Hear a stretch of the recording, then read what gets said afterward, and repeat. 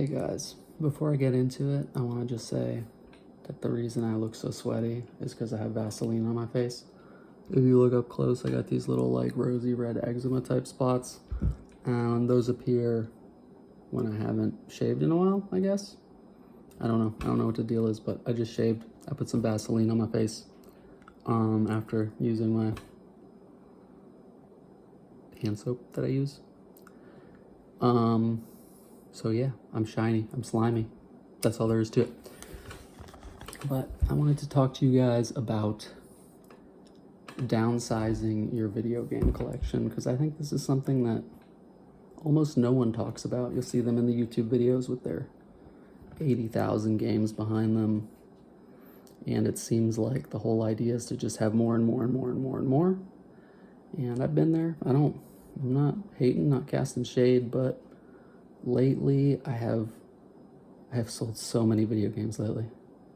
In the last couple months, I must have sold hundreds of video game items worth thousands of dollars.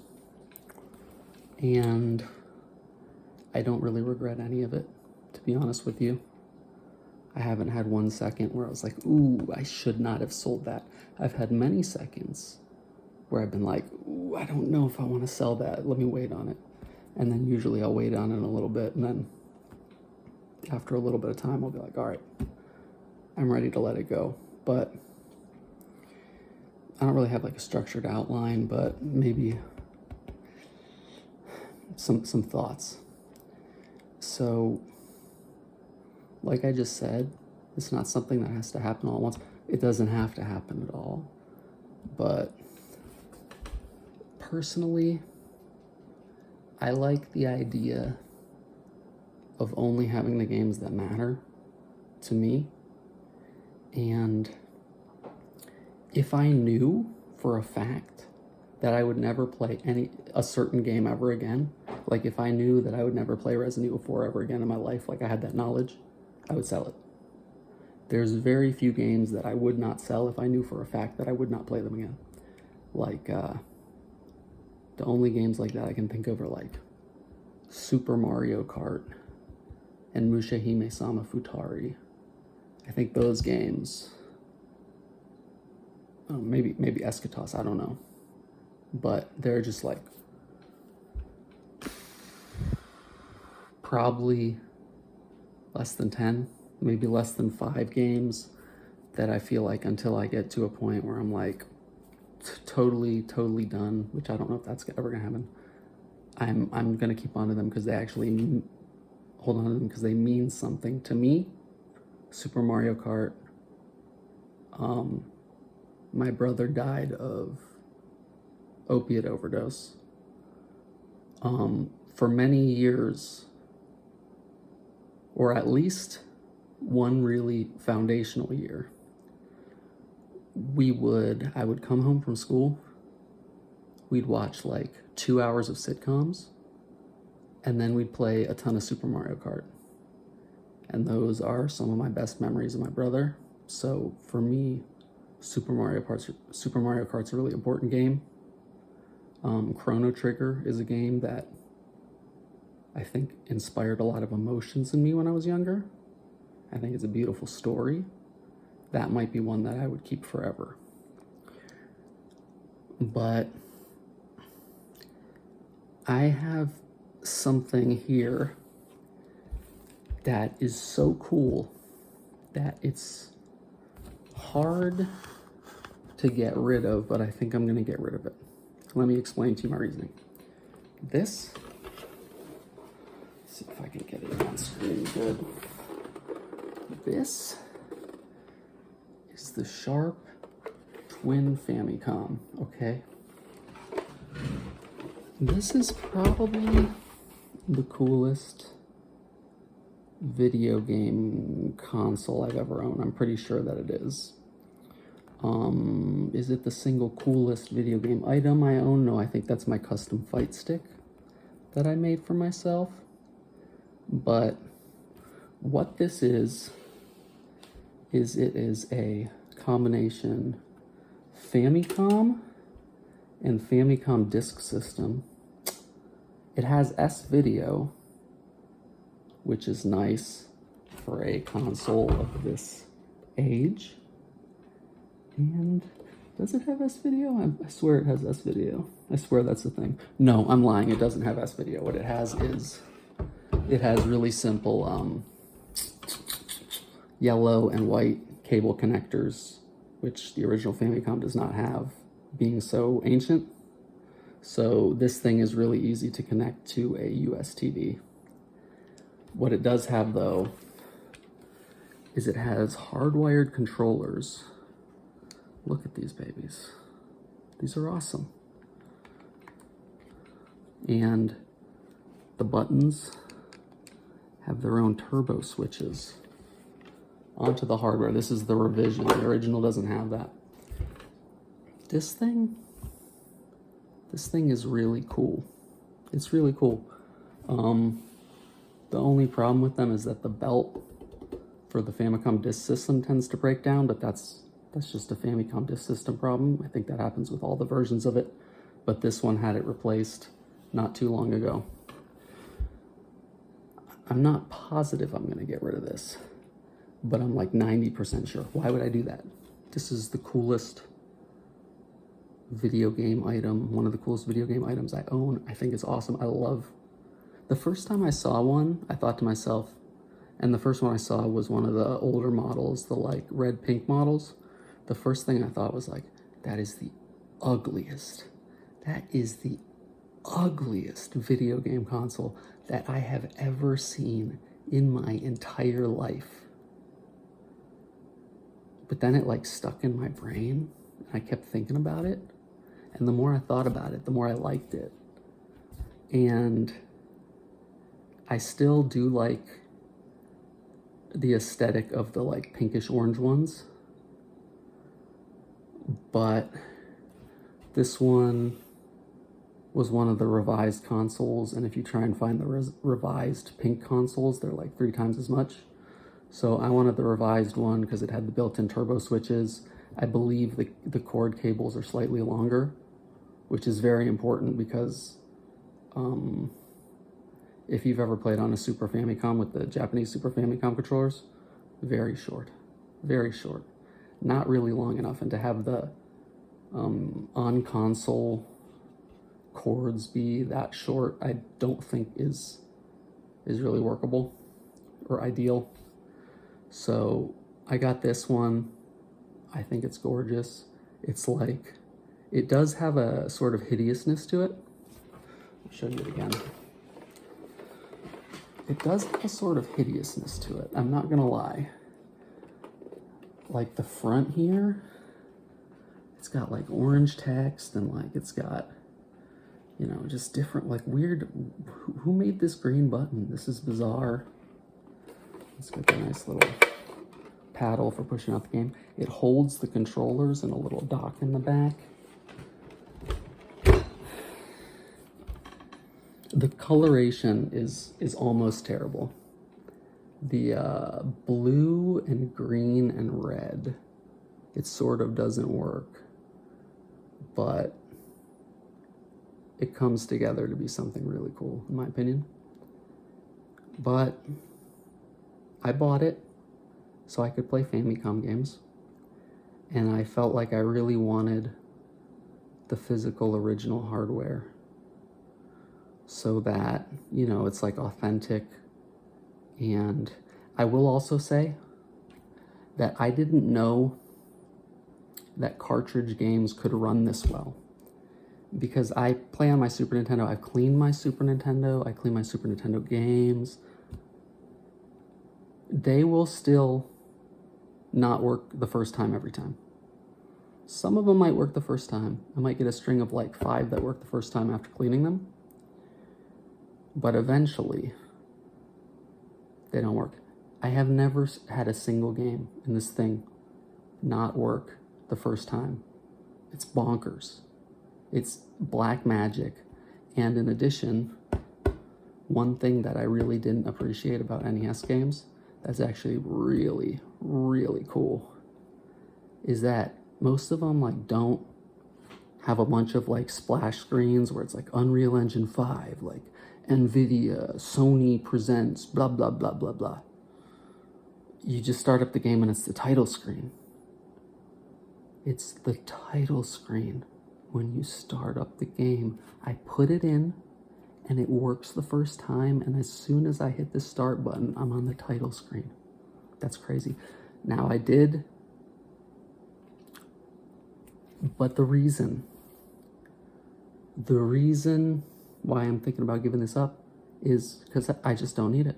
I don't need it. I have a Mr. FPGA, little Mr. console, and I think this thing is cool, and I do like to use it, but everything this can do, the Mr. can do better. And it just got to a point where it's like, okay, the video quality on the Mr. is better because that does S-video.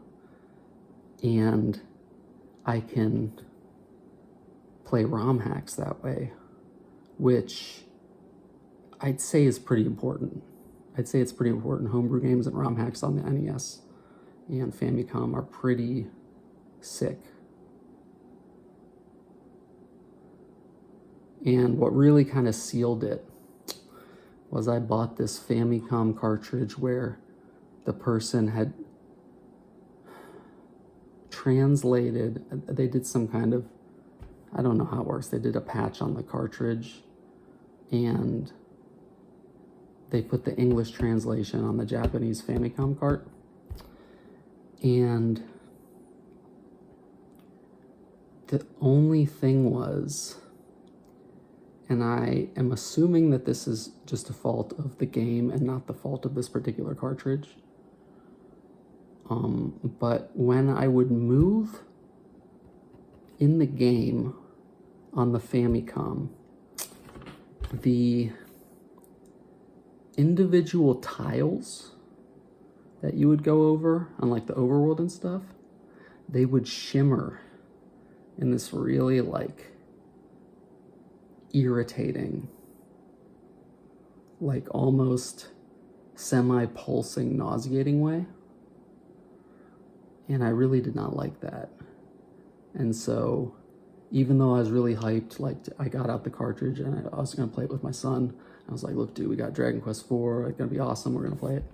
Even though I was hyped about the cartridge, I ended up playing it on Mr. because Mr. was an S-video. It didn't have that, I don't know if artifacting, if that's what you would call that particular effect, but it didn't have the rainbow shimmer. It looked fantastic. And so I'm sitting here with this really cool console that like barely has any functional value. And I think a lot of people would say that the aesthetic is the functional value, and like just the act of having it justifies its existence because it's so cool. And I can almost agree with that, but my counter argument is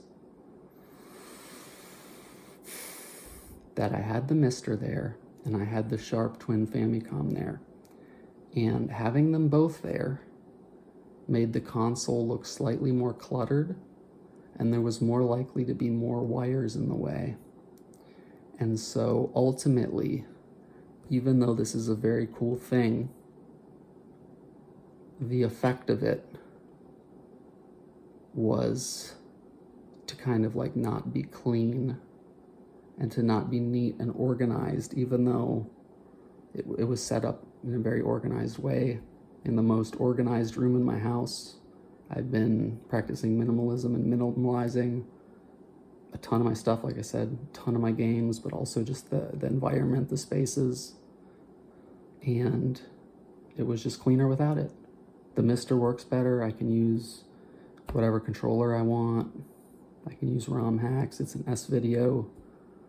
And so there's just no reason for it. Now, like I said, there are things that are hard to get rid of, and you kind of just have to roll with it and let yourself set something aside for a while. I set a ton of games aside in boxes to see that if I would end up pulling them out and playing them or not, but also just to see what it would look like without them. And it looks great. I used to have one of those, big racks, like 4 feet tall, that has different, layers for DVDs. That was all full, and I had a CD shelf for all the PlayStation games and the 3DS and DS games. And I minimized enough that those are both now in storage, and I'll probably get rid of them at some point. And the games I have set up as like the games that I'm sure that I will keep is like, it's probably like 10 to 15 games, and be like Futari, Eschatos, and frankly, a lot of them I'm definitely keeping because my son likes them. But it's not like I've gotten rid of every game except those. There's still ones in boxes that have been tough for me. Like Skies of Arcadia, Legends for GameCube. Why is that tough for me? I've never beat that game. I never had the wherewithal to beat that game. But it is a cool game, and it does have a cool vibe that nothing else has. And like, I feel like it would be fun to play with my son, but at the same time, I don't think that's ever going to happen, and it sounds like a burden. So am I really going to play that? Probably not. I'll probably sell it eventually, but for some reason, Skies of Arcadia, just hard to sell. Just hard to sell. But for some things, you can kind of logic it. Like I have 2 copies of Ketsui, and I'm probably going to get rid of one. And the ones for 360 and the ones for PS4, the PS4 one is generally considered better, but I'll probably keep the 360 one, because I really like the 360 shooter library, but it also has X mode, which I find more fun than the Destiny mode.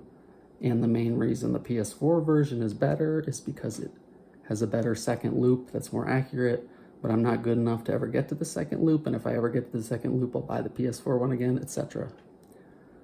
I would say that the biggest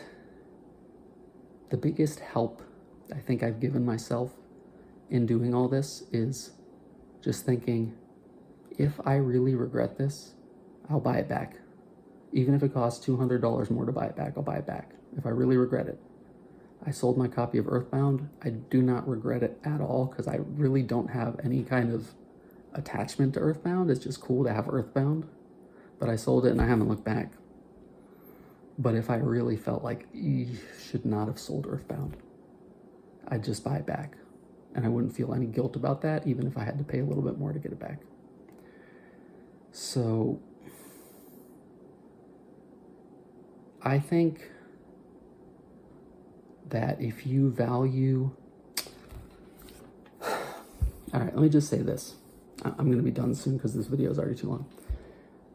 Why? Why would I even do this? You can just store it. It's there. It's, if you want to play it, it's there. I feel like when I look at the shelf of games, it like silently screams at me. So one game will be screaming like, you never finished me. And another game will be like, I'm the best game ever. Like, you gotta play me again. This is really weird. And it's just like, I don't want to be screamed at by inanimate objects. I would rather look at this shelf and it'd be like, oh, Futari, I played the hell out of that game, and I'm gonna play it again sometime soon. Eschatos, beautiful game. I did a lot in that game. Played a lot of Time Attack, played a lot of the Advanced and Original, I'm good. Mario Galaxy 2, beat it numerous times. I only play that for the green star hunt. If I could have a save file that was started at the green star hunt every time, I would do that, because that's definitely the best part of the game by a large amount to me. But this has been a long video. I hope you just think about it, because I'm sure that a lot of you have games that you have for no reason, and you might not have thought about the fact that they're kind of leeching at you a little bit. Like, it's just a game that people said was great, and so you have it, but you don't particularly like it, and you never beat it, so it makes you feel like a chump, because part of the reason people say it's great is because it was so hard, and you know you can play hard games, but you just haven't beat this game because it wasn't quite that good, and it was kind of hard, and you didn't beat it. That's a game to sell. Anyways, I'm shiny, I'm whiny, I'm not that tiny. Peace.